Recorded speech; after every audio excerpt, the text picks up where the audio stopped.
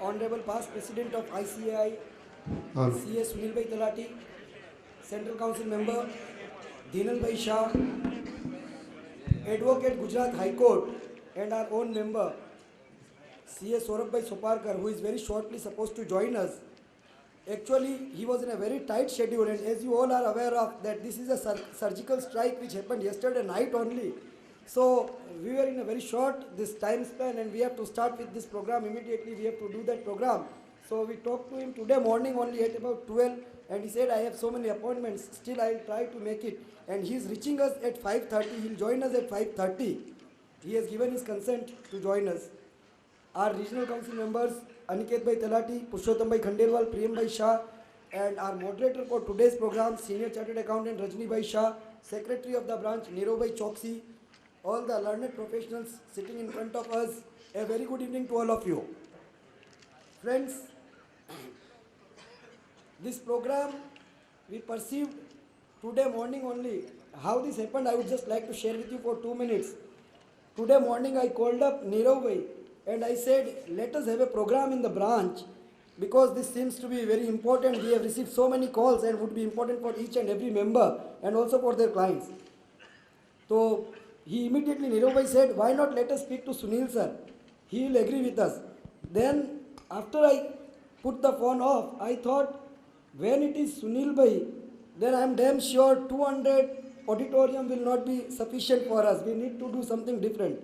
I talked to Aniket Bhai, Purushottam Bhai, and then finally I talked to Dhinal Bhai also.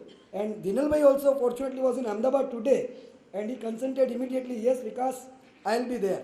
And that's how the program, our president sir, he agreed, Dhinal Bhai agreed, and Saurabh Bhai, he said, I'll tell you, I'm trying to make it, but I'll convey you by 4 p.m. And we are fortunate that he has given his consent. So I welcome you all on this very hot topic, and I would also like to congratulate our Prime Minister. He has shown such a commitment and such a kind of planning. Friends, believe me, and I believe everybody from the bottom of their heart, they believe that yes, there may be teething problems, there may be transitional issues for some days, but at the end of the day, this seems to be a very healthy signal for our nation, and we should all try to play our part to make it happen. Now, I request Rajni Bhai, the moderator of the program, to please take it further. But before that, would like to do with the honors. I request our regional council member Aniket Bhai Talati to please offer a bouquet to none other than his own father and our president Sunil Bhai Talati. I request Purushottam Bhai Khandelwal to offer a bouquet to Dhinal Bhai Shah. I request Priyam Bhai to offer a bouquet to Rajni Bhai Shah.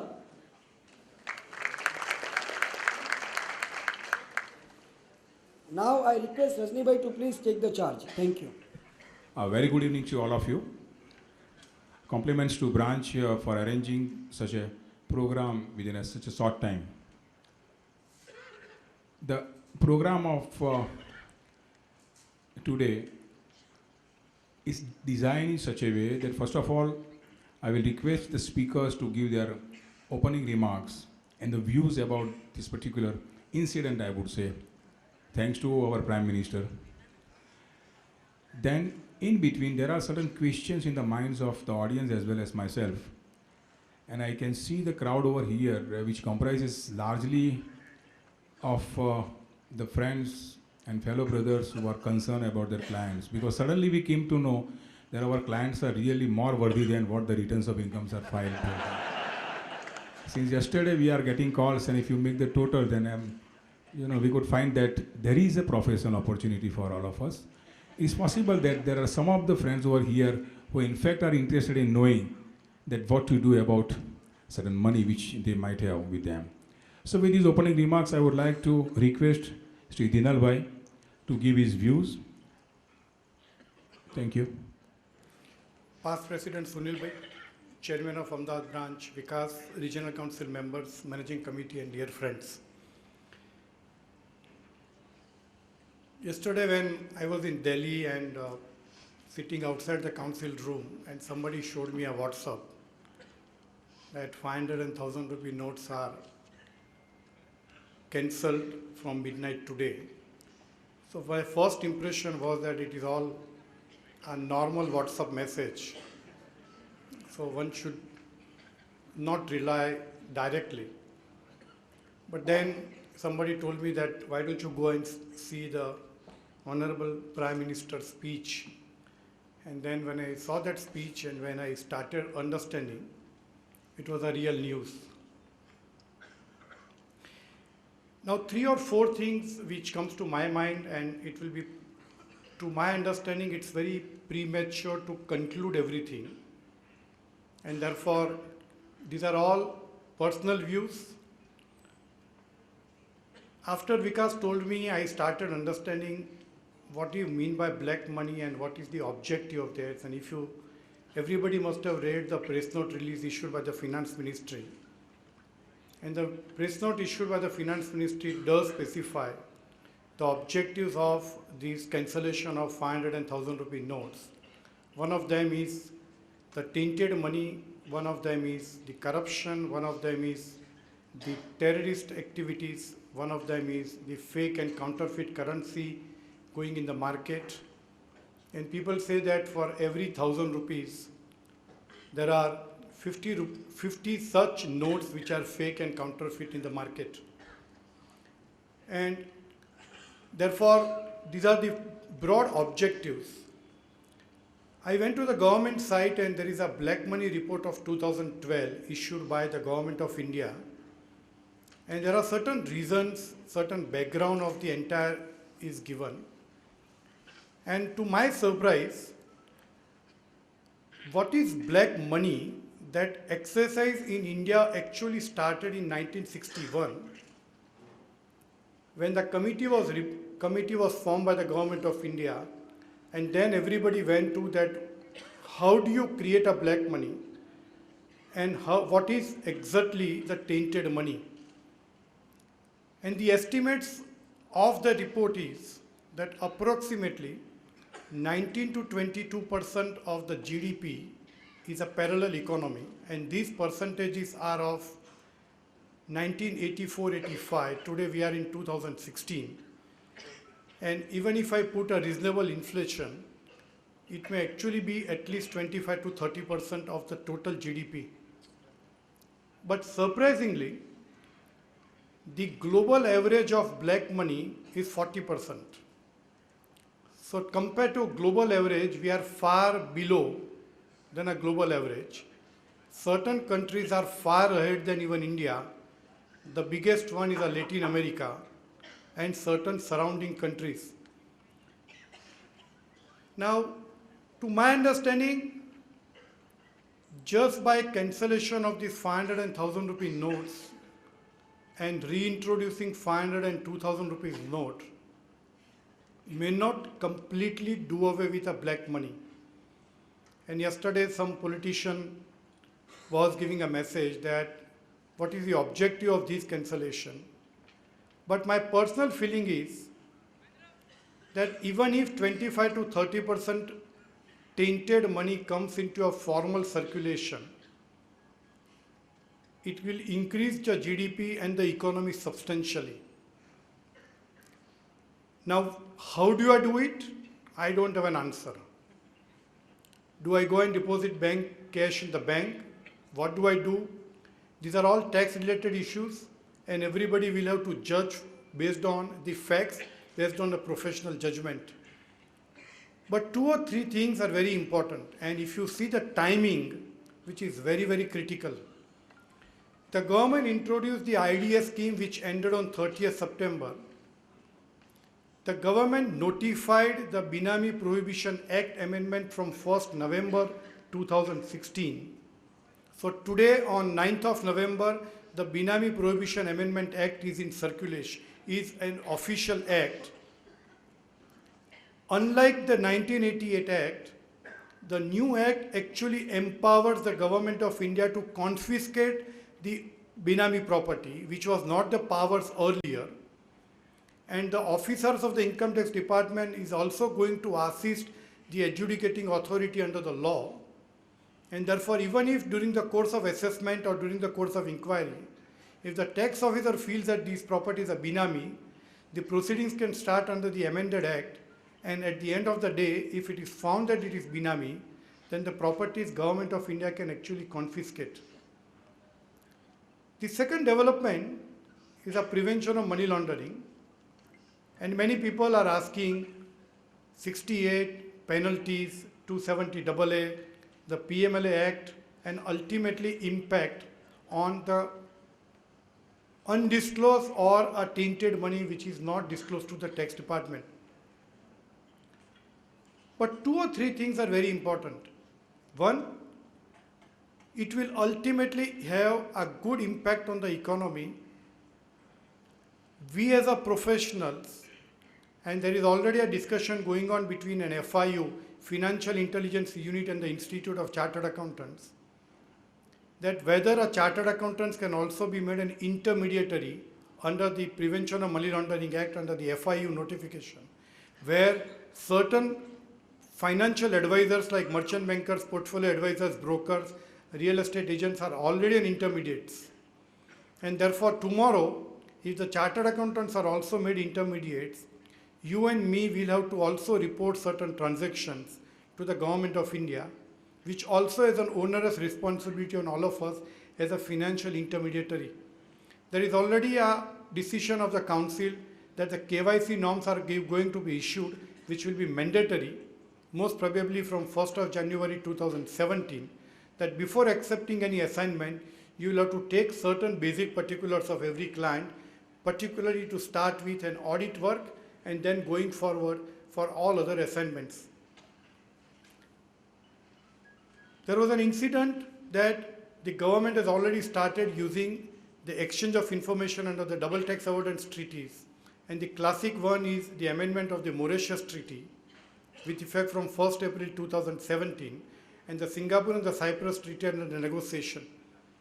And therefore, my personal assessment is that formation of an SIT, amendments of treaty, renegotiation of treaties, such act of cancellation of such notes, introduction of IDS, Binami Act, thus making more and more efficient the PMLA Act and the Foreign Exchange Management Act, ultimately over a period of 5 to 7 years, the overall percentage of the black money in the economy, which is estimated to be 25 to 30% of the GDP, is likely to reduce. I am not sure, and to my understanding, going by the G20 countries and the tax haven, which is already one of the report of the BAPS and the OECD report, the overall economy in the world is also substantially going to be reduced. So one of them is the Panama leak papers, where the 35,000 papers were found only from a law firm, and where all papers were leaked from a law firm, where you do not need a shareholder or a director, and they can be hired by a law firm, and you did not give any identity about the source or about the ownership of that funds.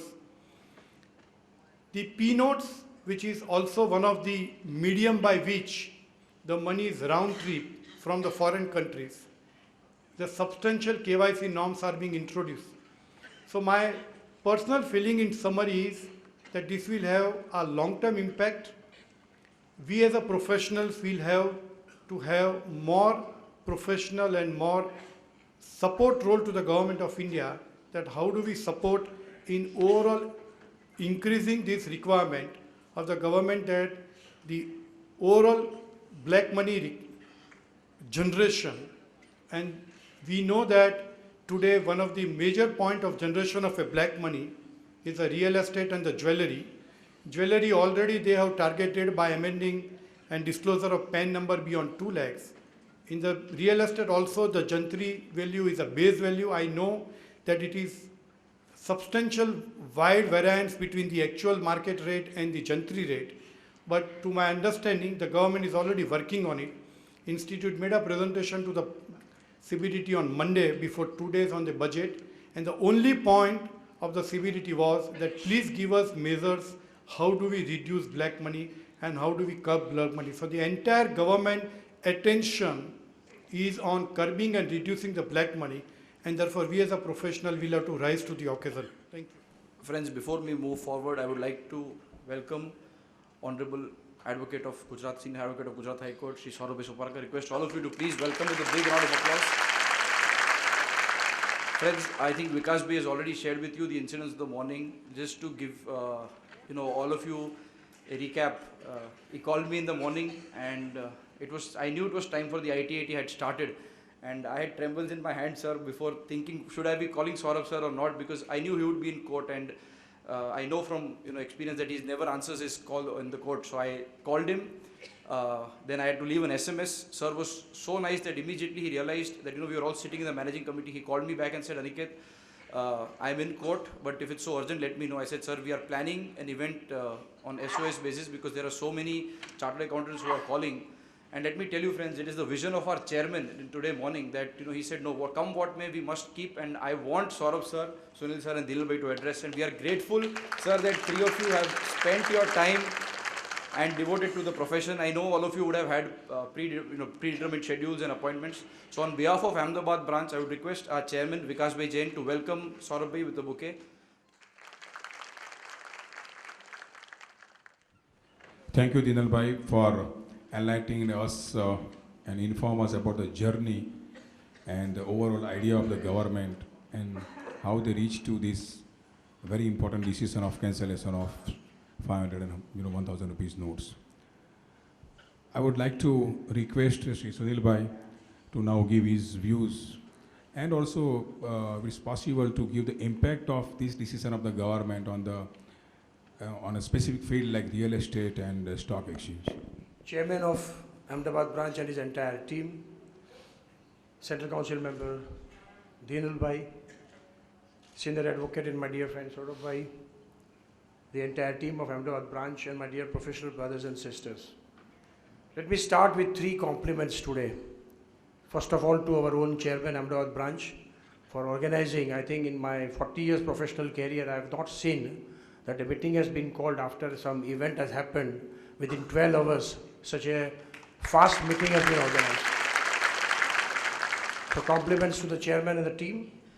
Second, compliments to all of you, that in spite of time-barring assessment going and assessing officers not giving adjournments, you have chosen to come here rather than attending in the corridors of income tax.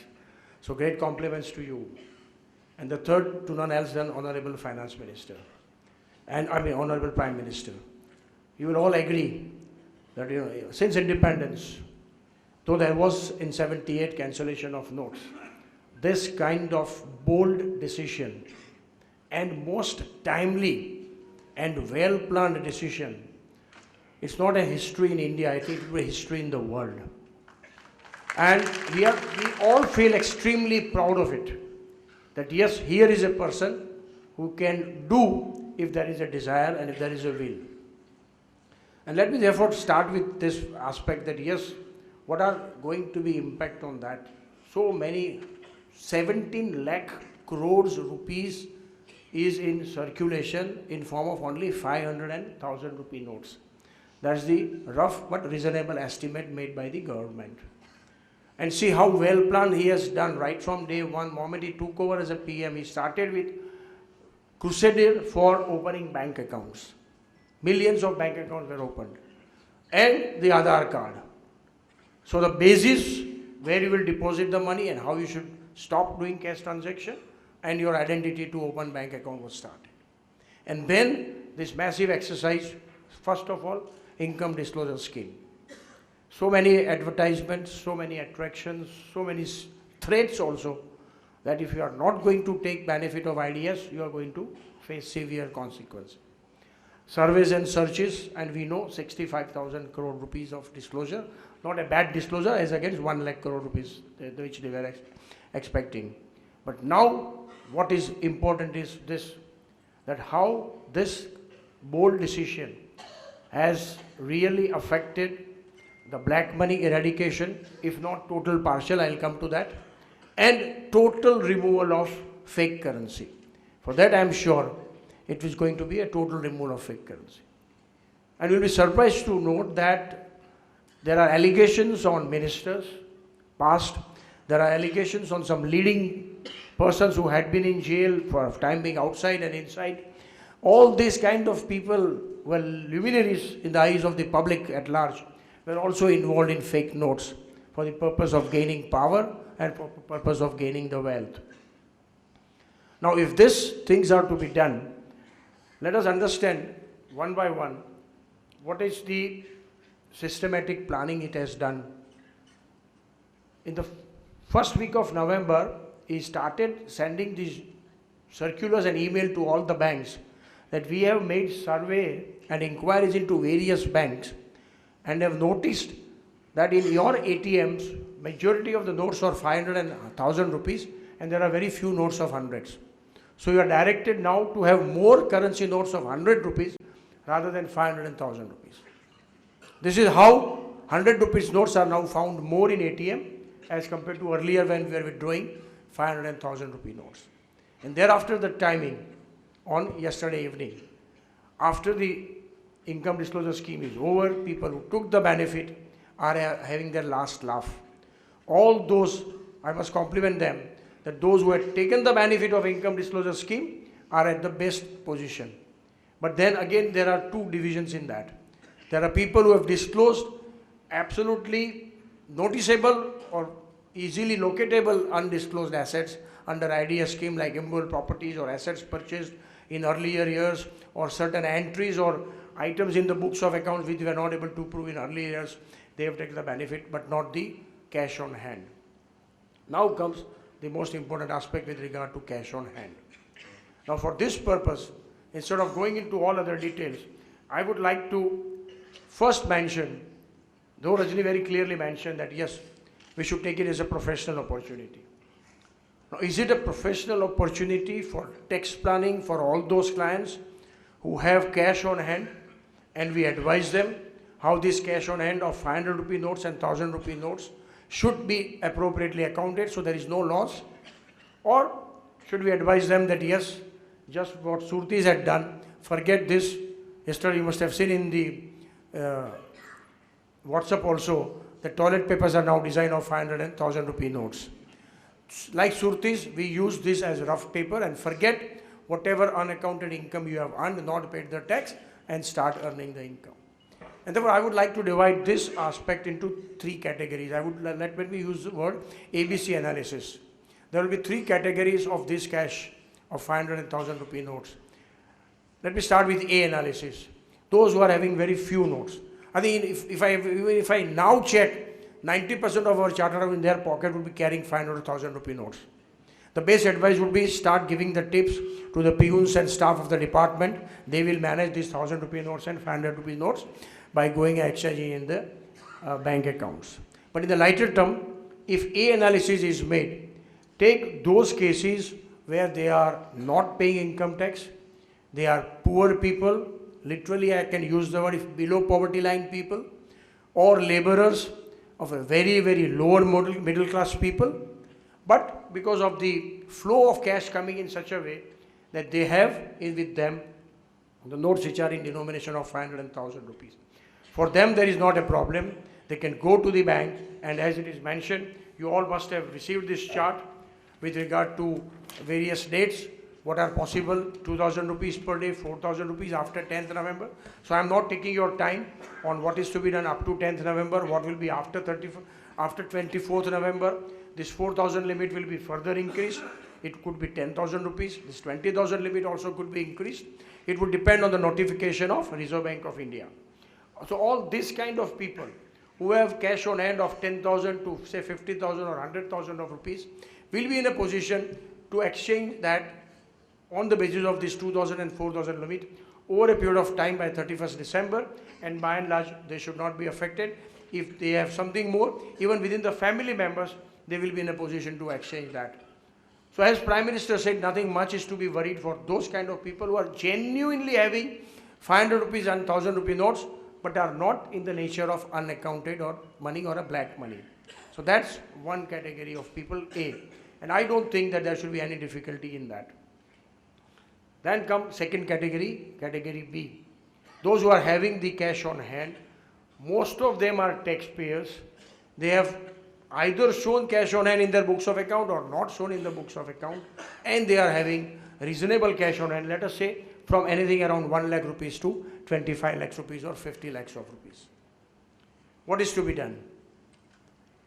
If those who are having cash on hand and they are in a position to redeposit the same, question will be quite simple, that for various reasons they had withdrawn the cash from time to time, but the cash on hand was not utilized for the purpose or the intention for which it was withdrawn, and therefore now they are redepositing the same. While redepositing, the identity, the PAN card, Aadhaar card or other identification will be asked, and the proof is available in the books of accounts, they are again at ease. So all of those which you are in touch with, that yes, your clients have cash on hand and they are in turn redeposit the same, the problem is reduced to that extent.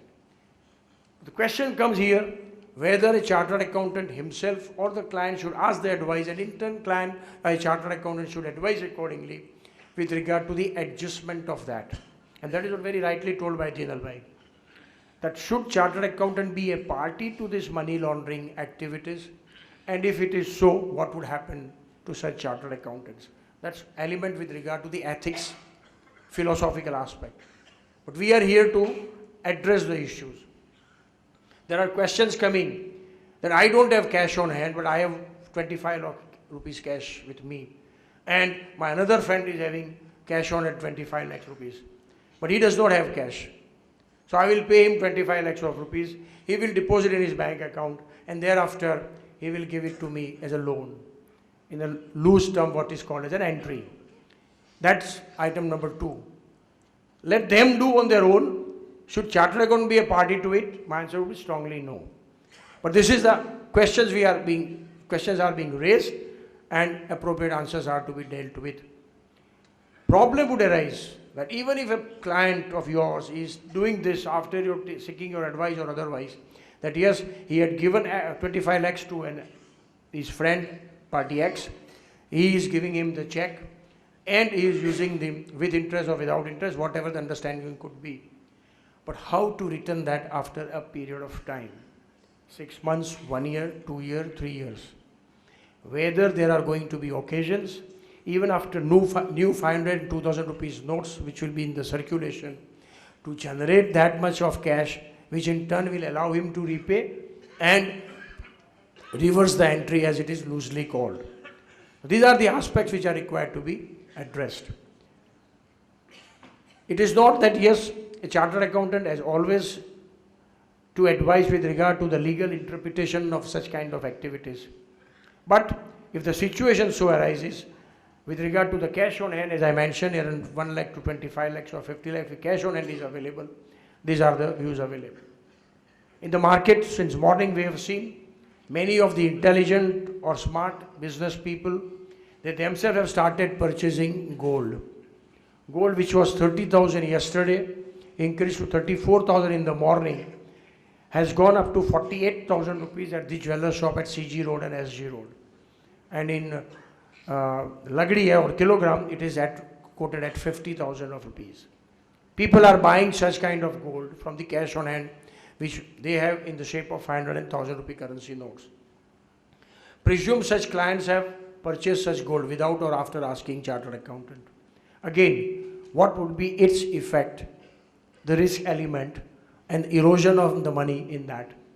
You are already purchasing a gold which was 30,000 rupees yesterday at 50,000 rupees.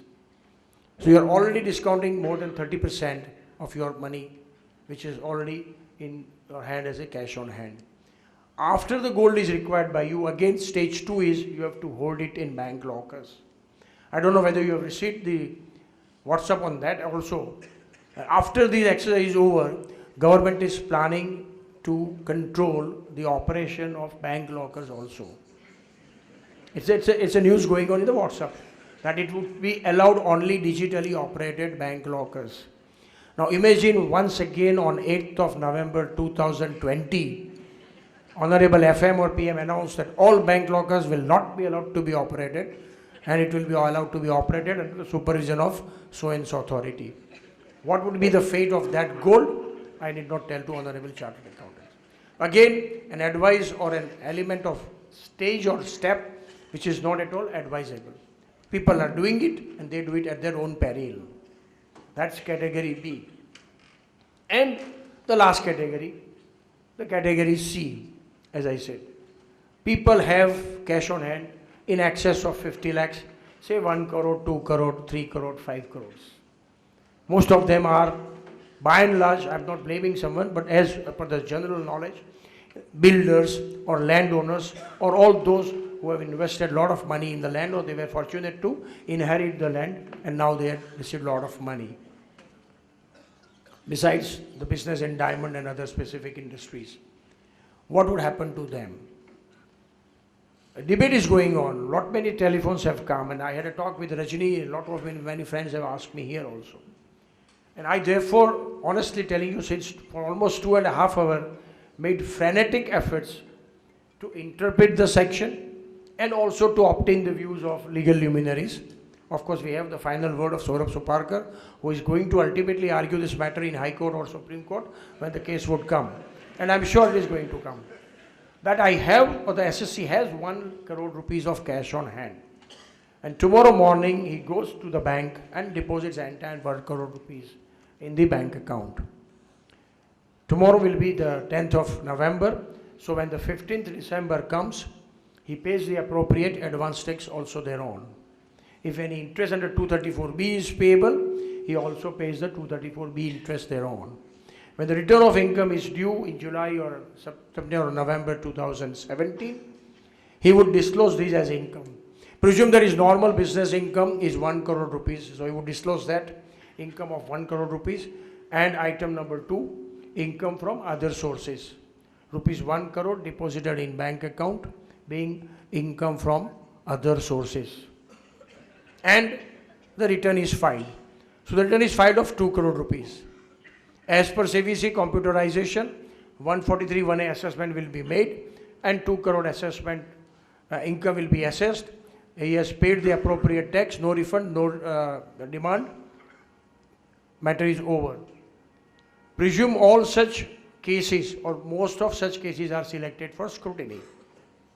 And therefore now when the scrutiny comes, the assessing officer, after finalizing the determination of the business income of 1 crore as per earlier years, would come to stage 2, income from other sources. And he asks, what is this? From where did you get this money? And he said, I don't know. I was having cash on hand, I have deposited. I am not able to explain the source. If he says, I earned in gambling, next question would follow, where, with whom? What was the stake? For how many days? Can't give those kind of replies. He has to really explain the source of the income or the manner in which such income has been earned. He is unable to explain, obviously. What is the option available with the AO? He says, I don't agree with you. You are telling a lie. Statement is also recorded. And the SSC says, I don't know, I was having cash on hand. He may say, somebody just left it on the front of my door. I went to police refused to say, no, you have not found out on the road. Therefore, it is not government property. It is your property, you do what you like. Therefore, I have deposited in my bank account and I have paid the tax thereon. Now, assessing officer has no other option but to finally pass an order under 143(3) determining his total income. Can he determine an income in excess of 2 crore? Under no circumstances, answer can be yes. He has to determine at 2 crore only. He may say, I had asked the question, statement is recorded, but he is not telling the truth. Therefore, he is misrepresenting the facts or he is suppressing the facts. And therefore, I am levying the penalty. So far as first question is concerned, answer is very simple that yes, at 30% your income is becoming white, 70% you can use it. $1 million question now is whether a penalty can be levied either for concealment of income or for furnishing inadequate particulars of income. It will not apply because we are now in assessment year 17-18, section 270(11) cease to apply. So you have to visit the new amended section 270 capital A.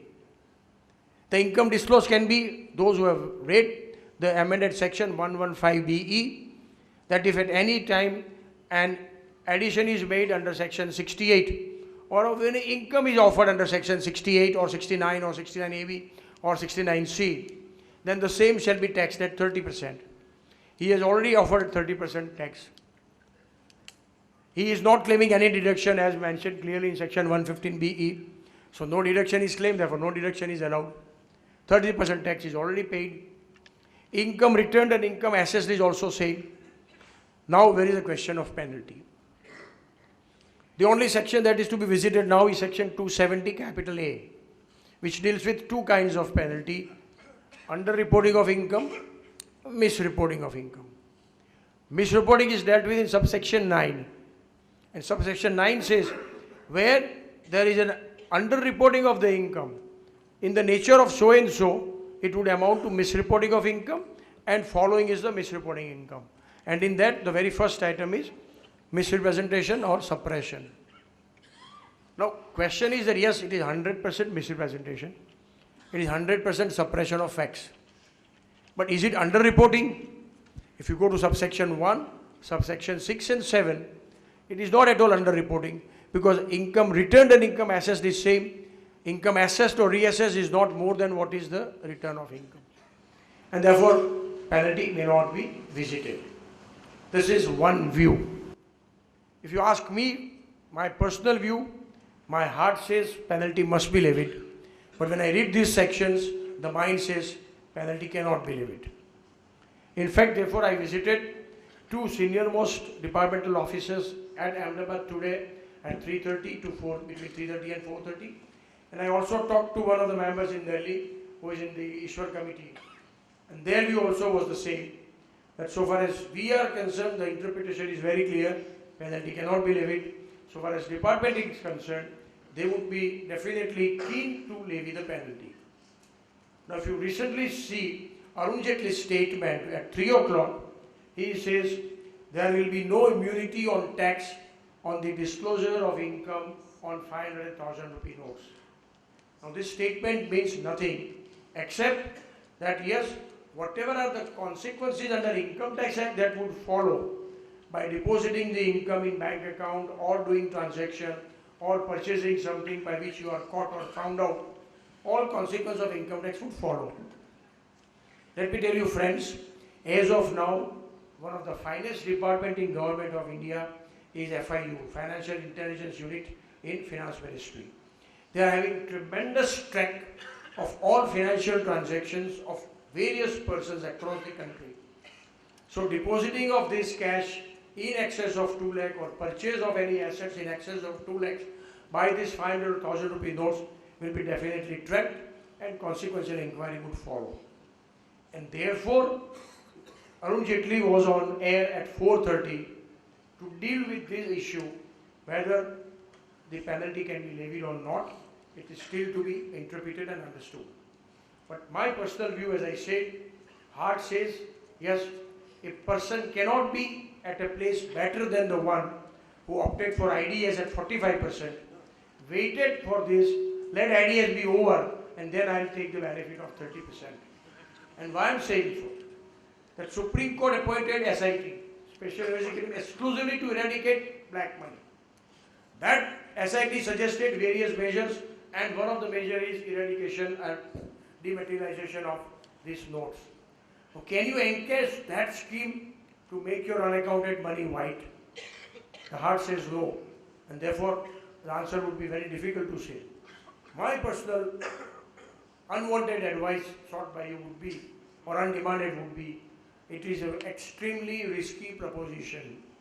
If the big amount of cash on hand is deposited in bank account and then a 30% tax is paid, one may take a chance, cautiously I'm using the word, one may take a chance that if it is the range of 10 lakhs, 15 lakhs, 25 lakhs, and there is not much business income, let him pay 30% tax.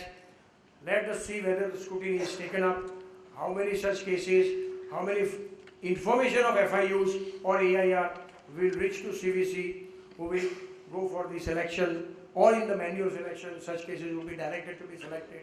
It's all matter of taking a chance. But as I mentioned, these are the ABC analysis of the scheme, and one has to appreciate and understand that. Be very clear. Whatever are the professional time consumed by us in advising the client, we have to charge the fees. And therefore, charging of the fees on this aspect of cancellation of 500 and 1000 rupees note is certainly within the pursuit of professional practice. I am not against that.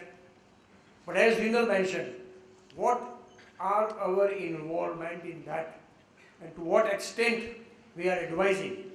And if we are advising in writing, for example, and client is relying on that, and the consequences follow, what could be the consequential actions that can be taken by a client? What could be the indemnity of the chartered accountant on this, as it should has already now come out for the insurance claim on fiduciary, as you are all aware. A client may file a suit. For that again we'll have to go to Saurabh, how to defend that when we have genuinely advised a client on the basis of the interpretation of the section. But these are the open-ended areas which I thought I must share with you. Friend, lastly I would say, not only is the past president of the institute, or because Dhinal State Council member is sitting here, the entire country is now passing through a radical change. And we have seen radical change in company law department, ROC. We are now seeing radical change in income tax. 15, 16 and 16, 17 returns filed, refunds are received. I mean, since our birth this has not happened. It is now happening. And now therefore, when Honorable Prime Minister has taken this kind of step to eradicate the black money, it is our duty to see that yes, we join, because we at the institute say partner in nation building. And who is the institute? All these 250,000 members. They are all partners to the nation building activities. So we must advise our clients what he should do, what he should not do. Role of chartered accountant is extremely important. And to what extent, as I said, involvement is there. Dhinal Bhai would recall, we are calling, because whenever such thing happens, in newspaper reports, unfortunately, you must have read that politicians, some of the bureaucrats are mentioning that because of the advice of chartered accountant, this money laundering happened. Because of chartered accountant, so much evasion has happened. Because of chartered accountant in corporate sector, so much fraud is happening or have been happening. Why the blame should come to chartered accountant? There may be very few black ships who are popularly known as involved in ECG practice. I don't know whether you are aware of that. Entry, commission and gifts. Now gift is done away with, but those where the chartered accountants were known that I am in ECG practice and they are telling it proudly. Now that time of entry has gone. The time of commission payments and giving check and cash receiving is gone. We have to convince our client, pay 30% and be happy with 70% left with you. You will be rich in books, you will be rich on record, which in turn will allow you to further enhance your business activity or industry activity. And that is what Arun Jaitley said when he started his speech at 4:30. That just as we chartered accountants are planning paperless office, Government of India is planning cashless economy. We don't want to see cash. All those who have gone abroad, particularly in USA and UK, if you give $100 note or 5 or 6 notes of $100, the cashier will check it twice. How can you have $100 notes and that too 5? Why you are not paying by credit card or check? I mean, that's the shock they receive. But here, if you purchase an item of 2 lakh rupees and give a credit card, he will look at you twice. And why you are paying by credit card and not check? We have to reverse this situation. The government desires that to do it. And therefore, friends, it's not a philosophical presentation. As I told you, in movies also you see, when heart says something and mind says something, always follow your heart and not your mind. So I would earnestly request you, plead you, or pray all of you to follow what your heart says and at the same time take care of your professional opportunities, professional career and professional duties. Thank you, friends. Thank you so much.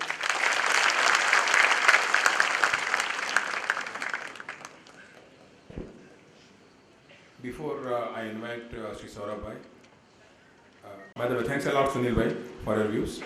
I have a couple of points for which I would like to get the attention of Sri Saurabh bhai and also advice from him. First of all, Sunil bhai he told us 3 categories, A, B and C. and he stopped himself to 1 crore of rupees. But I think the Babus and the politicians which have few hundreds crores or 1,000 crores, I don't know, how and why he forgot, because the fundamental purpose of introduction of the scheme or the cancellation of the notes, one of the reasons must be the huge amount of cash, of course black money, with the Babus and the politicians. Second issue is about the penalty which he said. Section 68 says that if you have the amount credited in your books of accounts for which you are not able to give the source, then your section 115BB is linked with that, wherein it is said that no deduction would be allowed and no expenditure would be allowed, and you have to pay the tax at the maximum rate. In ITR, if you see the income tax return format, wherein the special rates are given, and you have an opportunity or a chance to give the amount with reference to section 115BE, and you can pay tax at your own. So I would like to get the view of Saurabh by any penalties in fact leviable, and if yes, under which section? Because I found one section 271, wherein it is said that the income, any addition is made or the expenditure is disallowed, then for wrong source of information, you can be penalized. But here, the amount which is there in the written income and the amount in assessed income are the same. I would like to get the view of Saurabh. One more point which I would like to touch upon is that the CA or the chartered accountants, there's a thin line between to act as an advisor or the intermediaries. Yes, if your client has the cash on hand, he is left with no option but either to pay the tax even at present, or he has to just forget the cash on hand, and which will become just a rough paper after 30th December. So in a way, what advice should we give to the chartered accountant, as a chartered accountant to our clients, is also very important. With these few remarks, I would request Saurabh to give his views. Aniket did say that he talked to me, but what he did not say that I said I will not be coming. But then at 4:30 I received SMS saying that at 5 o'clock there is a seminar where I am supposed to speak. So then I wonder as to, is there another Saurabh Soparkar? Then I thought I am the only one. And then I thought that if everybody is informed I am supposed to be here, then let me also be here. So I decided to come. So not that anything, what I am saying is, I am as badly prepared for the matter as all of us are. And this is not interpretation of law because there is no law. This is, law is yet to be made. We have some kind of, if I use the word catastrophe or the strike, whatever it is. But the fact of the matter is, and now let's be a little more particular. From yesterday midnight, currency notes of rupees 500 and rupees 1000 have ceased to be a monetary currency notes. They are not currency notes anymore. If they are not currency notes anymore, they are not legal tender which can be used for the purpose of effecting any transaction. The only thing that can be done is you can go to the bank and deposit it. Subject to the exception for 2 days to go to the post office, to the petrol pump, etc., which is a minor issue. The immediate effect is that undisclosed income which was in the form of cash lying around, that undisclosed income has suddenly evaporated because that source of undisclosed income which was converted into the asset has now become suddenly worthless. Forget about the fact that this money is now out of circulation. The immediate effect that is going to be is that from today onwards there is no parallel economy. Today if I have to make the payment, I will have to make payment only by check. Take the situation 3 months hereafter, there will be no unaccounted money because existing cash is not money. New cash which will be given will be out of bank account, and nobody would have a desire to take money from the bank account and then put it into grey market for circulation to be used, so to say, as black money. Impact is Now there will be no black economy unless over a period of 10 years again the things start in circulation. So if I want to go into the real estate today, Jantri price is rupees 50 lakh, market price is 1.5 crore, people will buy and sell at 1.5 crore of rupees being paid in cash. 1 month down the road, if somebody wants to buy or sell, the concept of Jantri rate would not be there, because the price at which property would be purchased is the price at which it will be recorded in the books of accounts of the respective party, because buyer will have no cash to give unless he withdraws from the bank. And why would he withdraw from the bank and put it in circulation outside the books? And seller, what would he do with the cash which he would receive unless he wants to keep it as cash on hand? So immediate effect that is going to happen is the real estate market is likely to crash. All fields of economy where cash is the currency which is being used predominantly would suffer, because all of them will suffocate for want of money to really drive that particular market. So Sunil says that the price of gold has gone up to rupees 50,000. I don't, must be correct. I apprehend that once the bullion market gets cleaned from the operation of this utilizing cash, which will be available maybe for 2, 3, 4 days, 5 days a week, let's assume end of December. Then to sustain bullion market at 50,000 is not going to be possible, because all transactions are going to be only by check. And who is going to buy gold at rupees 50,000 to make ornaments, unless you really need ornaments? So effect is going to be, today the stock prices, not real estate prices would crash. Gold prices which have gone up might crash in the months to come. But most importantly, the whole economy with which we are used, I am not saying necessarily unaccounted economy. Today, I don't believe most of the people use currency notes other than 500 and 1000 rupee notes. Even if you make payment to your domestic servant, you would pay in the currency of rupees 500 or 1000, because his salary would be 1000, 1500, 2000. Nobody has ever been reluctant in retaking cash of rupees 500 or 1000. And suddenly this money has now become worthless. Therefore, though the speech of the Honorable the Prime Minister reads that it is to take care of fake currency, I would believe that it is more out of patriotic fervor that he is raising that. Idea is not, I am not saying that is not material. Certainly, fake currency needs to be thrown out of the circulation. Idea is also to ensure that this evil market of black market, currency market, needs to be appropriately curbed.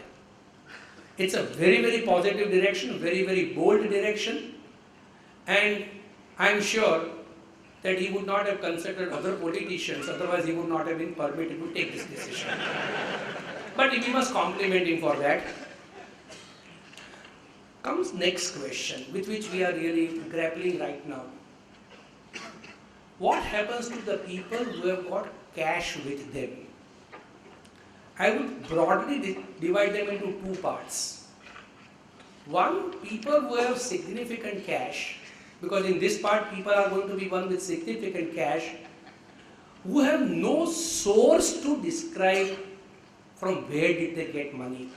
Politicians, bureaucrats, people who have got illegitimate business, like now smuggling is no more that attractive business, but people who are, let's say, bootleggers, who are in the business of gambling, extortion, let's say the D companies and B companies, all those companies where they get money on the basis of carrying out illegal activity. Even if they want to pay tax, there is a problem in declaring that income, because not only they would have no legitimate source of showing income, the income if they propose to show is likely to put them into a very serious wrong box. No IAS officer, IRS officer, IPS officer can deposit rupees 1 crore by saying, I am prepared to pay tax. Because then the next course would be, the income that you have is disproportionate to your known source of income, and therefore immediately departmental inquiry, suspension, etc. will begin. That's one facet of the problem. The second facet of the problem is, we are dealing with the people who have cash. They do not mind if the taxes are required to be paid. They say, we don't mind paying. Yes, they have not gone for the disclosure scheme and paid tax at 45%. They are left today with a situation where they are prepared to pay tax at 35% or 35%. What happens to them? So far as first category is concerned, I have no sympathies. I am not even suggesting that we need to find a solution to that problem. I believe there is no solution to the problem, because there is no way they can disclose this income by saying I am prepared to pay tax and therefore offer it for taxation. Unless they distribute money amongst their relatives, couple of lakh of rupees to each head, etc., etc. In any case, I don't believe that they even deserve to be given advice. So I am not entering there. Therefore, those who have got money by an illegitimate source and are unable to disclose the money as income, they would certainly be hit by this, and probably idea of the government was to hit this kind of people. Idea was to hit politicians, idea was to hit bureaucrats, idea was to hit people having money because of illegitimate source, who would never bring the money within the regular stream of economy, and they are to be hit and they would be hit. But as we say in Gujarati, Leela jode, suka jode lilu bhadi jai na, what's happening is, in the process, everybody is hit. What happens to people who probably did not mind paying tax? Their source of income, maybe they did not have a desire to pay tax, but they have a source of income. Money has come from a legitimate business, though not brought in the books. What is that can be done for them? I will divide this problem into 3 parts. One, first distribution of the discussion would be those who have books of account, and second, those who do not have books of account. So therefore, let's go to a person who has got books of account. There are 3 possibilities here. One, a person has books of accounts and cash is legitimately appearing in the books of account. It may be 1 lakh, it may be 5 lakh, it may be 10 lakh. In a company of the size of Reliance, I do not know, therefore please don't quote me, in the company of the size of Reliance, maybe cash on hand maybe 50 lakh also. Because there will be hundreds of branches and there will be hundreds of rupees, thousands of rupees, lakhs of rupees at different places, legitimately kept. Now let's say take a case of a company which has cash on hand of rupees 25 lakh appearing in its books. That 25 lakh of rupees has now become worth waste paper basket. Because it has ceased to have any value in law, that currency note is now useless. I would take a view where the currency notes or where the cash on hand is disclosed in the books of account. Even if they go on day after tomorrow in the bank and deposit it, they should have no reason to be afraid, for the simple reason that their contention would be that this is my legitimate cash appearing in the books. If you would not have cancelled this cash, I would have continued with the cash. Now that cash is not continued as a currency note, I am returning it, give me new money or deposit in my current, keep it in the current account. It's a different matter that law prohibits him to get cash against that cash of more than rupees 4,000, but the money will be deposited in the bank account, and I believe irrespective of the volume where the cash is appearing in the books of account, I don't believe there is anything to worry. Step number 2, or the situation number 2. As a matter of fact, cash may not be in the books of account, but it is easily possible to bring it on the books of account. Take a situation, somebody does not have cash on hand of rupees 20 lakh, but he has 20 lakh of rupees. It is possible for him to say, I have sold away goods of rupees 20 lakh for cash, here is my cash on hand and I am depositing it. Only thing that needs to be considered is, he cannot say that I have sold the goods on and after 8th November for cash, because on or after 8th November he cannot sell for cash, because cash is not a currency anymore. He will have to say, I have sold the goods before 8th November for cash, here is the cash and I am depositing it. To the extent it may be feasible, considering the volume of the business, I would believe again this may not be a serious problem. If somebody has turnover of, let's say, rupees 1 crore a month, and if he suddenly says, I have sold away goods of rupees 20 lakh, 25 lakh and 25 lakh is lying in cash, department have reason to doubt about the correctness, but I don't believe it is a matter which can be a serious problem. So where cash is not on the books but can be brought on the books without much of a hassle, probably there also there is no problem. The third situation, cash is not on the books. The amount of cash which is sought to be brought on the books is significant. There is a sudden spurt. SSC, let's say I take the figure of what Sunil bhai said, his yearly income is 1 crore of rupees, and suddenly he says, I have an additional crore of rupees on this particular date. Two possibilities. One, he has a source which may or may not be acceptable source. Or two, he has no explanation, no source whatsoever. If he brings that cash in the books and deposits in the bank account, would there be a tax problem? I am not on the moral issue, I am not on the ethical issue. Because I don't believe that while discussing legal issue, I will be justified in discussing morality or ethics of it. In law, if an SSC says, I am offering for tax 1 crore of rupees, he brings it on the books, in his books of account he takes it as income, files return of income on that basis, pays advance tax on that basis, can there be any tax implication? So far as income tax is concerned, once he has paid tax, I am very clear, matter would come to an end. 2 or 3 issues will however be material. One, which is being debated, penalty. Would SSC be subjected to penalty for the fact that he has shown a receipt which has suddenly appeared in the books of account for which he has no source? Or he has done it now that it is found to be impossible for him to carry on with the old cash, and therefore in order to legitimize a currency note which otherwise is worthless, he has done this. Would he be subjected to penalty? My view is there is no question of levy of penalty in the present case. Penalty would be levied under the Income Tax Act for underreporting or misreporting of income. And if you look at the definition or the mechanism by which underreporting of income is to be computed, it is difference between assessed income and returned income.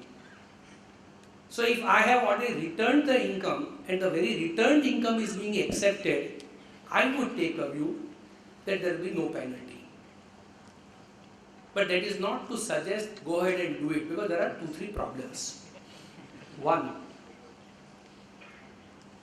take the figures of 1 crore plus additional sum of rupees 1 crore. 1 crore and additional 1 crore may not be that serious issue, but let's say your income is rupees 20 or 25 lakh every year and suddenly you disclose 2 crore in the current year. Department may start raising queries for the purpose of proving, they may ultimately fail in proving. But for the purpose of proving that this sum may not be restricted to your income of the current year, part of it must be relatable to earlier years. Now I'm conscious of the fact that if I have put in money in my books of account for which there is no definite source and for which there is no definite year, by fiction it has to be of the year in which I have introduced in the books of account. So it will be for the department to prove that income is not of the current year, income is of the earlier year. But when the department finds that they cannot recover additional tax and they cannot levy penalty, I would not be surprised if Department 6 exercise in that direction to raise issues which may have to be answered by the SSC. That is issue number 1. Issue number 2. This will raise flags. This case of the SSC is bound to be taken up for scrutiny. And therefore, in the process, if there are other issues which SSC has been avoiding thus far, on his business, if there are other items which are not really brought in, SSC would be put under a scanner. Third, and which is probably more serious problem, if the income tax department starts sharing information with the excise department, or by the time this comes into effect, we will have GST, the information is shared with the Goods and Services Tax Department, SSN will be called upon to explain as to from where did you get money. It must be out of sale of unaccounted goods, so sales tax or GST, or if the SS is a professional, it must be by rendering professional services and therefore the service tax or GST as the case. Because in the current year, it will be service tax. So you may have to answer questions under other fiscal legislations as to from where is it that you got the money if you are saying I will pay only income tax and no other taxes. So you will suffer the problem. But then the option is, if I don't want to suffer the problem, do I have any other way whereby I can legitimize this? To my mind, there is no way you will be able to do anything in the matter. For the simple reason, let us say you buy gold at 50,000 rupees today.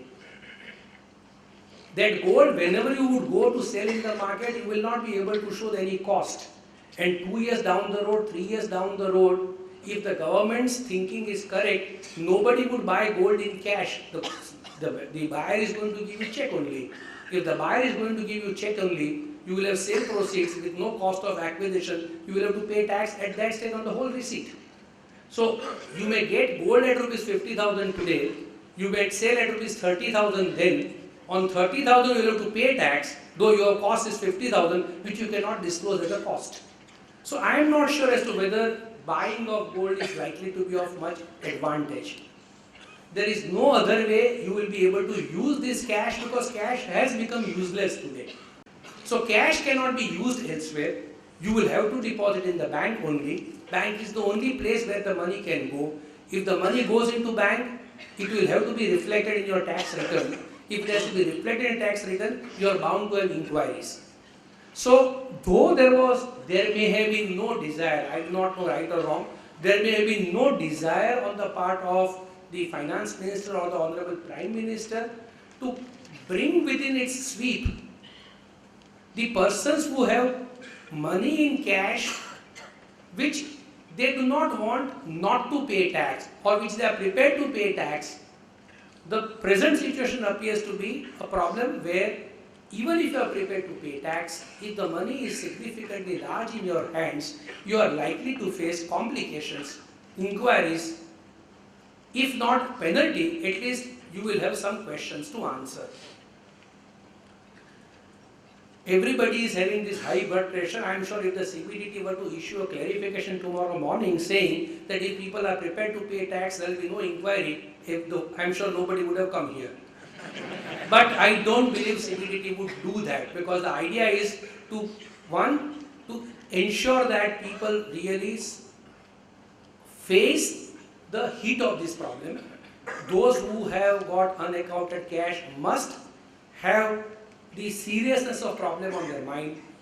And if ultimately SSC would on payment of tax offer the amount for his income, and if the government is happy with it, government be happy with it. The argument that, I'll deal with one argument which was said, that no, last time or till recent period under the disclosure scheme, you did not pay tax at 45%, and therefore now government will say will tax you on tax and penalty. I don't believe that argument is correct. For the simple reason, disclosure scheme pertain to income not of the current year or the earlier years. So in the earlier year, there would be tax, interest and penalty. So 45% was for tax, interest and penalty combined. Tax was only the 30%. For the current year, if it is my income, there is no question of payment of penalty. Interest under 234, A or B, B or C will have to be paid, that's a different matter. My view therefore is, it may not be possible to successfully levy penalty, but that is not to say that penalty proceedings may not be initiated. That is not to say that SSC will have a smooth sailing unless board comes up with a clarification now or at some time hereafter that those who have paid taxes on the amount of income disclosed will not have to go into the explanation of the sources. This is so far as those who have got books of accounts. What about people who don't have books of account? Salaried employees. People who have got income from business or profession but they are being assessed under presumptive taxation. Persons who are retired persons. Now if they do not have books of account, question of money being on hand legitimately in the books would not be there. So there is no question they can say that look, this is my money appearing in my books of account. Because if you don't have books of account, there is nothing like money on the books of account. Then the question of a reasonable sum of money would come into picture. I don't share Sunil Bai's view that 25 lakh will be reasonable. I am a small man, I don't believe a lakh or a couple of lakh of rupees can be regarded as reasonable. But I don't believe people can go ahead and say I deposit 25 lakh of rupees, it's reasonable. Because a small household would hardly have a legitimate cash of a lakh or 2 lakh of rupees. Beyond that, nobody is going to take you at face value that you had a cash on hand.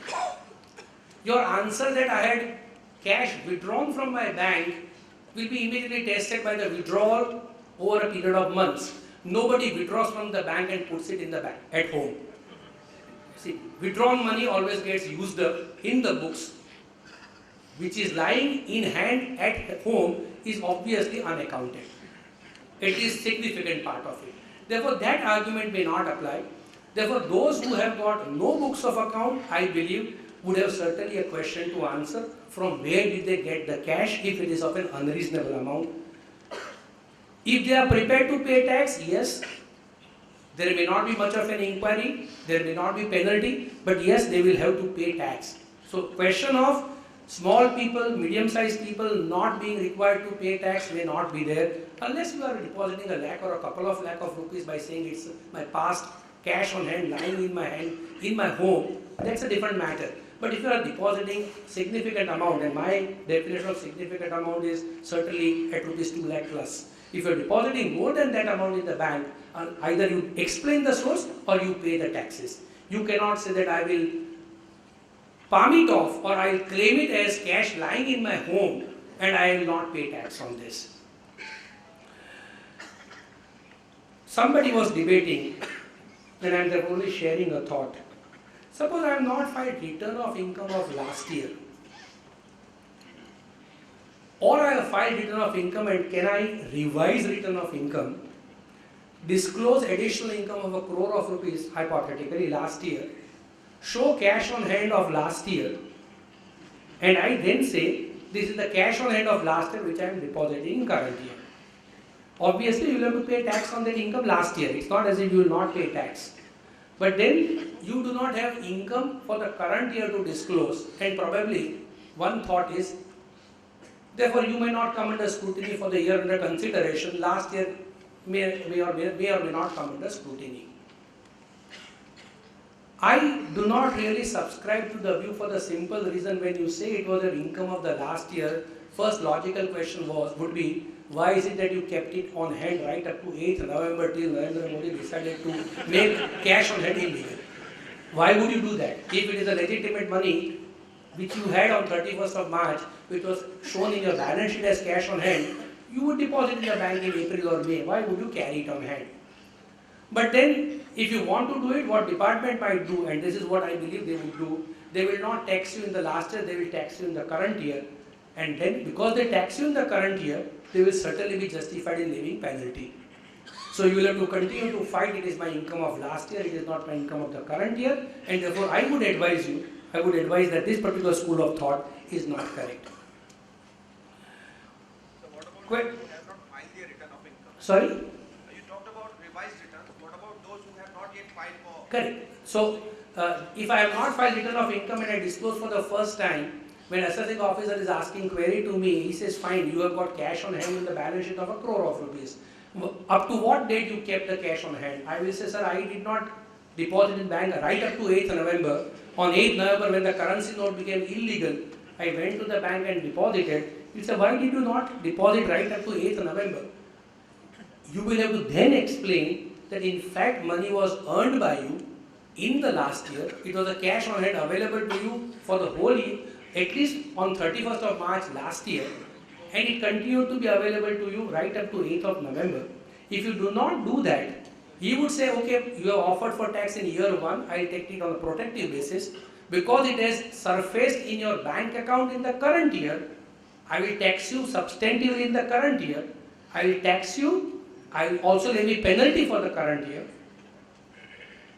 Even if you, unless you are able to get an order from the appellate forum that income in fact was of the last year, you have a problem.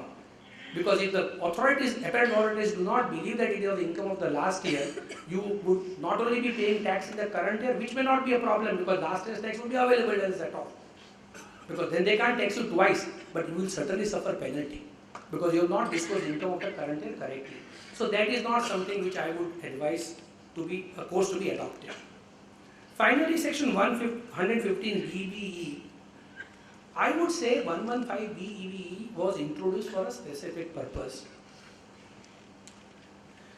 Whenever people would have unexplained cash credit, section 68, 69, etc., they used to claim expenses, losses and not pay tax. So, 115 BBE is for the purpose of grandfathering or separating this section's income to be taxed at an appropriate rate. In other words, if I am offering tax, let's take a situation like this. My income is rupees otherwise 1 lakh and I am offering rupees 20 lakh as undisclosed under the present scheme or the present scenario. I would pay tax on 21 lakh of rupees with a right of basic exemption up to 5 lakh, etc., etc.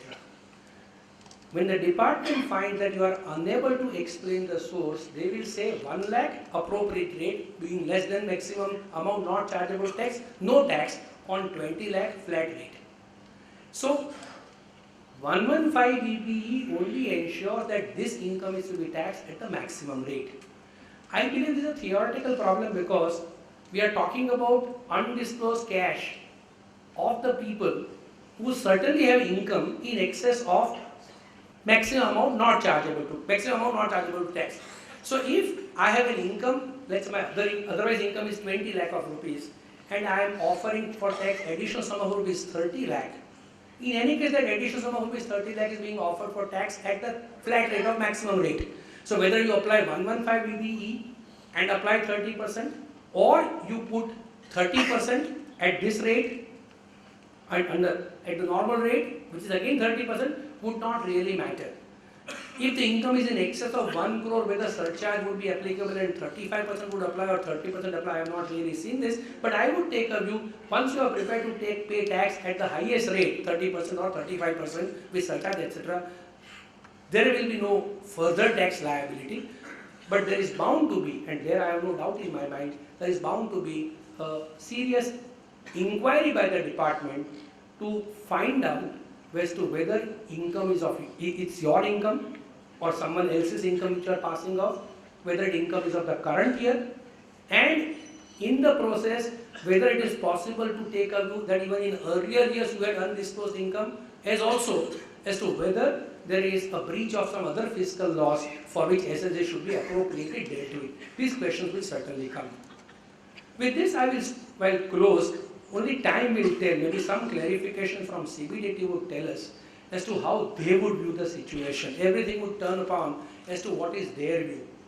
So far, my understanding is CBDT has been playing a proactive role in the matter of treating the SSEs. Circulars being issued, judgments being accepted, schemes being floated, by and large are all user-friendly or SSE-friendly. If they have a desire to put at rest worries of every SSE who is prepared to pay tax and make this income official by bringing it in the books, by a stroke of pen they can say if you disclose and pay tax at the rate applicable to you, there will be no further issue, matter would come to an end. But if they do not do it, and I believe they may not be doing it, if they do not do it, we are in for issues which are going to be raised seriously in the times to come. With this, let me thank you all for a very patient hearing. Thank you very much.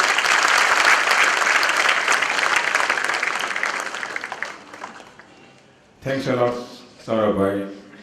You almost cleared every possible doubt in the minds of the audience as well as myself.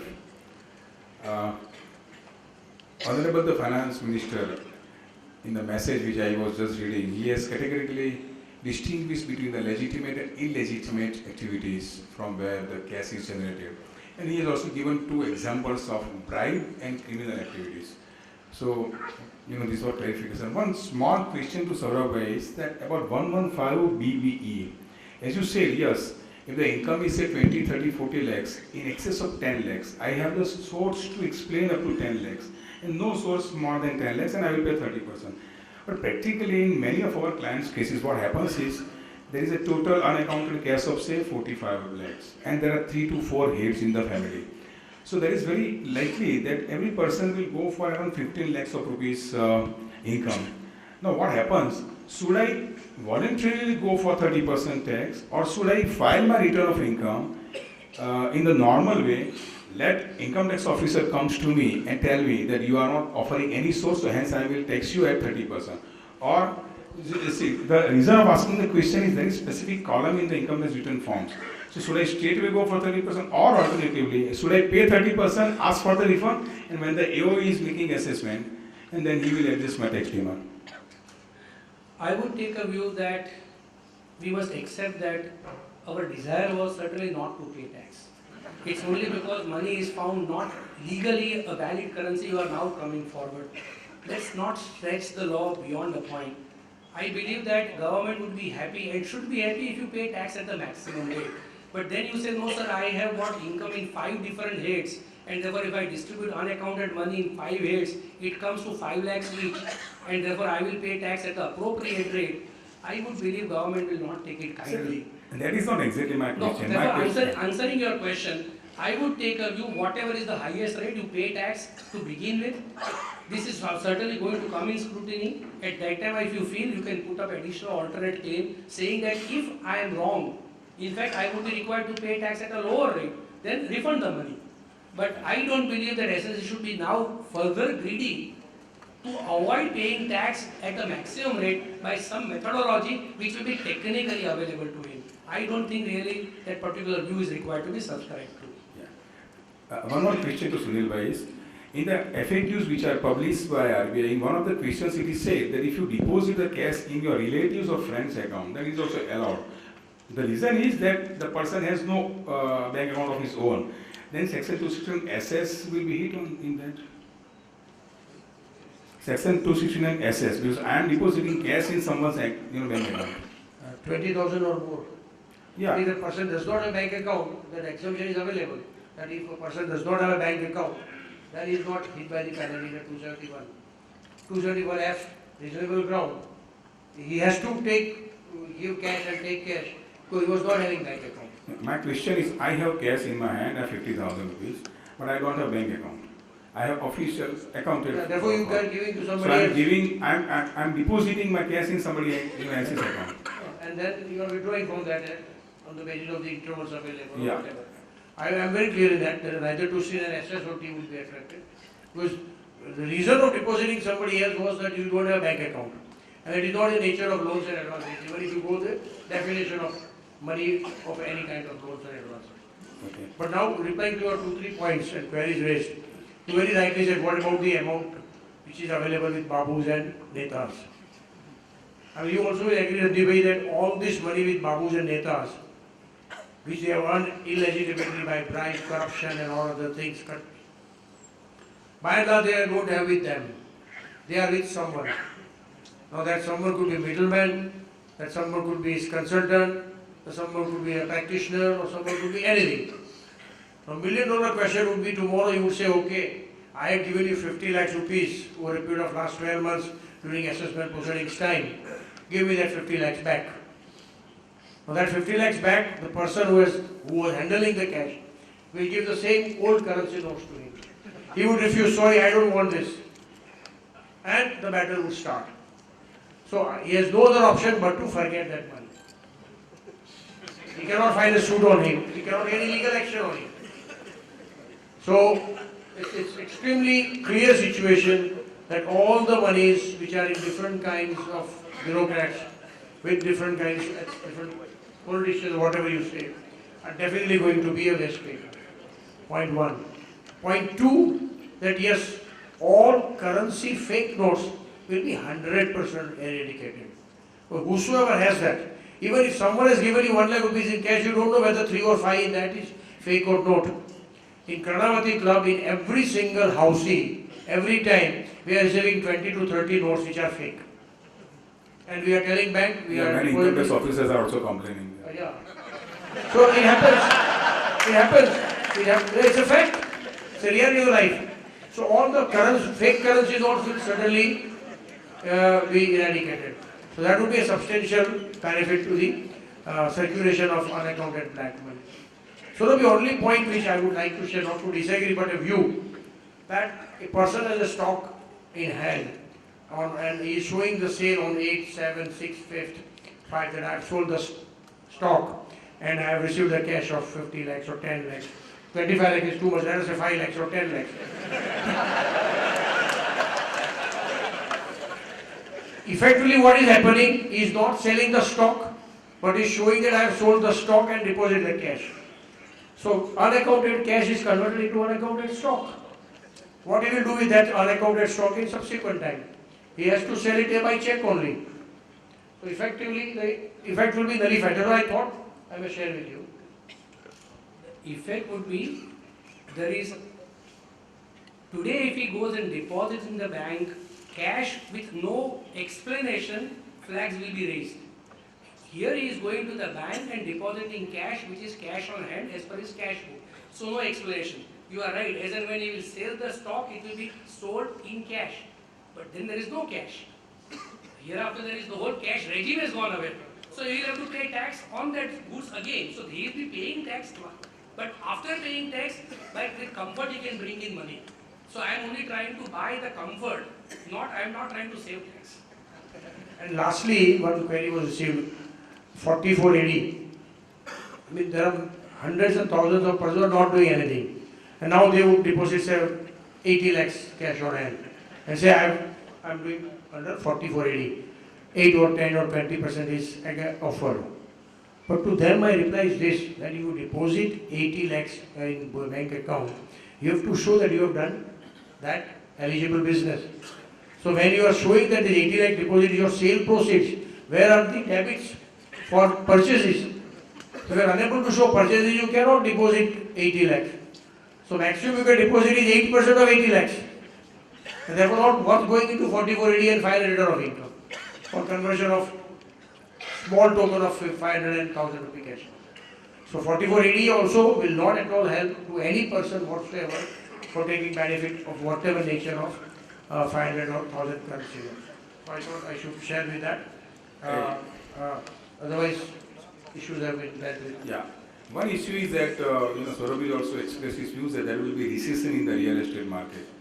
Now, if you look at the bank's position and the NPA position per se, I would like to get the view of Dhinal about, many banks, many banks have advance on the immovable properties by making in way of mortgage loan. And the valuation of the property, we are aware that it is just per the market value of yesterday or day before yesterday. Now suddenly there is, so if there is a fall in the value of the property, obviously the security portion of the bank is also in danger. So in that situation, what will be the effect on the further end? I mean, increasing the NPA percentage or like that. So one would be that bank would ask the margin money additional or more security if there is a substantial fall in the market value of the property, or if I am not able to sell in a reasonable period of time. Or ultimately it will turn into NPA. Normally the real estate builders would try that it does not turn into NPA because it affects their entire business. So the only option to my understanding would be giving more security. I'm not specifically asking for the real estate business. I'm asking for any industry. No, for any business, ultimately I will have to maintain that margin. And if I'm able to maintain that security in the margin, then bank would not mind. But if in exceptional cases I am not able to provide that security, then ultimately it will have the NPA impact. And Rajni, just to reply to that query with what would happen to the real estate, Saurabh very rightly used the word it will crash. And while I was entering the hall, one very close friend of mine mentioned that in Siraj area, the land which was offered just 3 days before, today has been offered straight away 30% less, with folded hand. That please, even I'm prepared to give you discount at 30%, but buy it. Now, if this is the effect on the very first day, imagine after 1 month or 3 months, there will be tremendous effect on real estate. Particularly, I am saying about the open land and commercial buildings. For housing, it may not be that crash, but by and large, nowadays most of the houses are purchased for home loans and getting deduction in the income tax act also. But Saurabh is very right, and I would entirely endorse and reply to your query that there will be a severe crash in the real estate market, definitely, at least for the next 1 year to come, definitely. One of the area which are found out by the traders is that they are recovering the cash against the outstanding, from the debtors. Of course, more than 20,000, let's say 48.3. But this is also, one of the area where we have heard that people have started dealing. In which, my question is, if I'm recovering some debt from the person, is it that TCS will be applicable? If you can just... You cannot recover in cash from today. Sir, I'm showing that I have recovered 2 days before. Fine. So if, let's say you have recovered in last 1 month and you have not deposited. Yeah. If you have got the money and deposited in the bank account. So the question is about the applicability of the TCS because the sale was made before the section was introduced, and I'm recovering the money of the sales. When I sold the goods, the law was not in existence. Now I'm recovering the money. I believe TCS is too small a problem to really worry. 1%. It will not apply in any case. But in any case, if it applies, I think people will be prepared to pay TCS twice over. If the government is prepared to permit. Sir, I have compared with values from the audience. Because this explanation shows you are depositing the money in the bank without paying tax. You are showing my recoveries. So I am recovering debt of rupees 20 lakh, 30 lakh, 50 lakh, which is in my books of account. If this is accepted, you will not be required to pay tax of even 1 rupee. And therefore, please take it, government is again not going to accept it at face value. If you say I have recovered rupees 10 lakh from debtor A, they will go to the residence of debtor and find out whether debtor A was there, whether he has paid 10 lakh. If not, they will say it's unexplained investment or unexplained deposit in the banks, and you will suffer under section 69. So please don't take it that so-called debtors appearing in the books can be utilized for the purpose of entering into these transactions. Thanks a lot to all the 3 luminaries. Now I will invite only 3 questions from the crowd. If it is not covered by any of our speakers, so anybody have a yes? I am an Audi dealer. I want to sell a car on 10th December or 10th November. Can I sell the car and deposit the money into bank? No, we have been to say no cash billing will be there from 8 onward. Not a legal tender. 100 rupees notes, yes, but not international account. He will get some premium for 100 rupees one because So, everything is I coming mean very to say difficult. thereafter no cash sale will be allowed. From 8 onward, no billing will be there. How the business will be done then?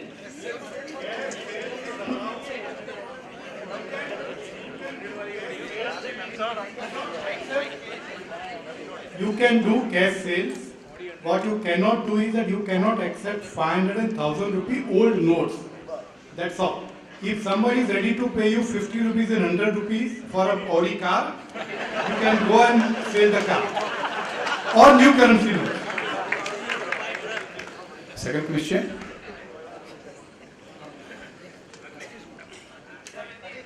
Ajit bhai, yes. Please wait. Sir, so far as the religious trust is concerned, say that this amount has been carried out from the tax box or donation box. The trustees may themselves have deposited, and they said this has been from the donation box, and they deposit it to the bank. I think Ajit bhai, there should not be problem કે ભંડારમાંથી પૈસા નીકળ્યા હોય કે આટલા નીકળ્યા છે માની લો તોય ભરવાના છે અને તમે અંદર નાખીને તમે ભર્યા તોય ભરવાના છે. Ultimately go to the bank account of the trust. Somebody has sent me an SMS only now. A writ petition is filed in Bombay High Court challenging this law, and it's filed by some lawyers. Sir, what is your view about this writ? I don't know. Without looking into it, I will not say anything. But still, lawyers may also have a peculiar problem, but that's okay. That is.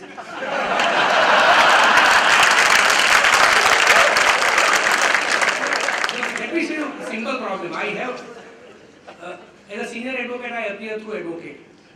This morning, two people telephoned me that, sir, you have raised a bill. Client has given cash to me 3 days back.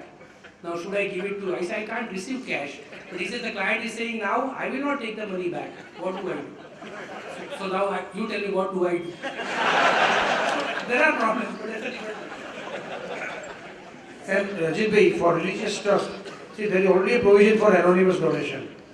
So anonymous donations will be taxed on the basis of the provision of anonymous donation. That donation is for education and medical, Exactly. not for the religion. Exactly. So religious or temple, as you said, you are very right. Sorry. Yes, sir. So in that case, certainly you can say so much cash was deposited. Last question. My question was, In fact, today I got a very good suggestion. You must have received the SMS that we go to hospital and tell doctor, 4-5 lakh ka operation karega. See, those who are really interested in charity, go to hospital, or tell your clients, go to hospital and pay 5 lakhs to him. And tell him that if you have 50 patients, take this 10,000 and do the operation. That's a better way of utilizing these old 500 and 1,000 rupee notes than any other planning which is being. Okay, recognize. જે notified કરેલા છે. Yeah. Last question, one more question. Please stand up and ask. Sir, under what law I am denied to retain cash for number of years?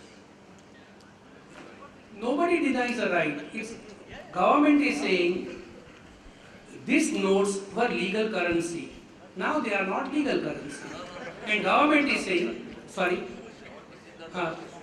Oh, I'm sorry. Nobody prohibits you. If I can show that this note is held by me for last 20 years, it's my privilege. But then I have to prove it. Normal human conduct would show that you will deposit money in the bank because you will show cash on hand of crore of rupees on 31st of March and you would have withdrawn from the bank on 1st April 2,000 rupees and on 5th April 5 more thousand rupees. So why would you withdraw money from the bank in thousands over a period of all these 9 months or 10 months when you had a crore of rupees cash lying in your hand? These are questions which are therefore required to be proved on facts. But if your question to me is there a prohibition in holding cash on hand? Answer is no. It's your money, your privilege. Government cannot tell you no. Therefore, I didn't want to go into the greater detail. I don't believe that government can come with a law saying that your lockers will be frozen. Locker is my property. They cannot be frozen. Currency note is my property. Government is saying, but it is a legal currency note issued by government. Government is saying, come and exchange. Government is not saying currency notes are cancelled and you will not get back the money.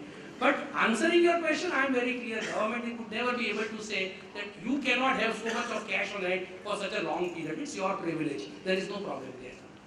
So finally, the most common query which we had in our minds was that what to do about the cash on hand. And Saurabh, we rightly said certain cautions are to be there, but yes, you just cannot throw the cash, except it's illegal or for politicians or the babus.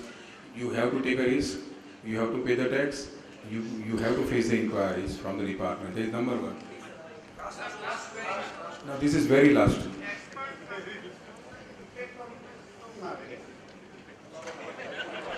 Stock market, to my mind, will not have much impact. The today's impact was because of Trump, upki by Trump Sarkar, and not much because of this cancellation of the notes. And you must have observed that it was as low as around 1600 points, and at the end it was close at 300 points. So, because there is hardly any cash rotation in stock exchange except that dabba trading, which will be now a past. Okay.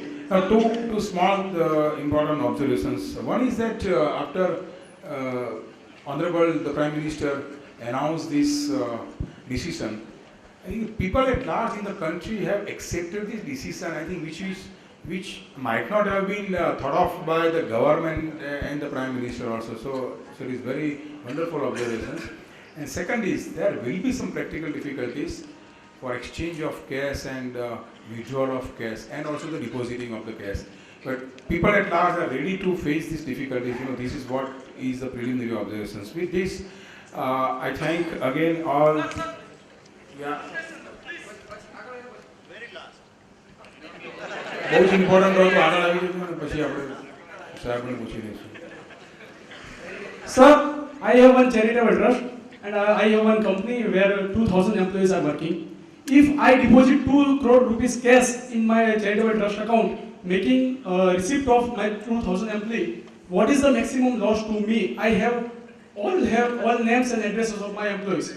What is maximum loss to me?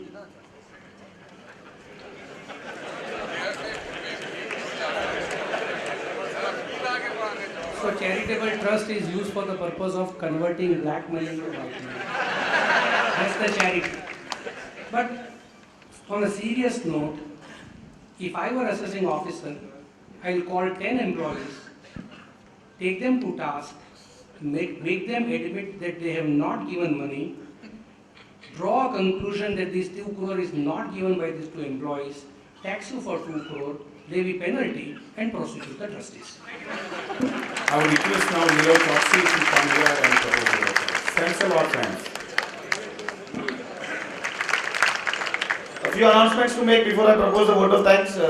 From 15th, we have a cricket tournament where 40 teams, all chartered accountants will be playing there. So I request all of you to please be present at the venue. On the 19th, we are having our annual Diwali get-together with a bumper housey. Announcements will be made tomorrow, so please collect your passes as soon as possible. Before I propose the vote of thanks for today's program, we would like to express our gratitude towards the learned speakers with a small memento as a token of our love and affection. I request Chairman Vikas Bhai to kindly, Vikas Bhai, please felicitate Sunil Bhai.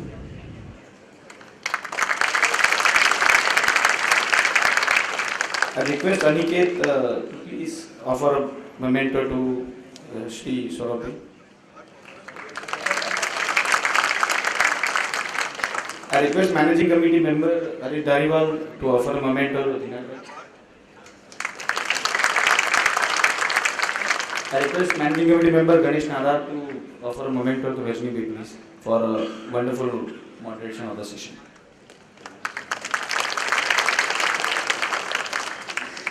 I believe all of you will unanimously agree that all the speakers have done a wonderful job by practically covering all the aspects of the today's subject, right from the history, the process, and the final impact of the demonetization.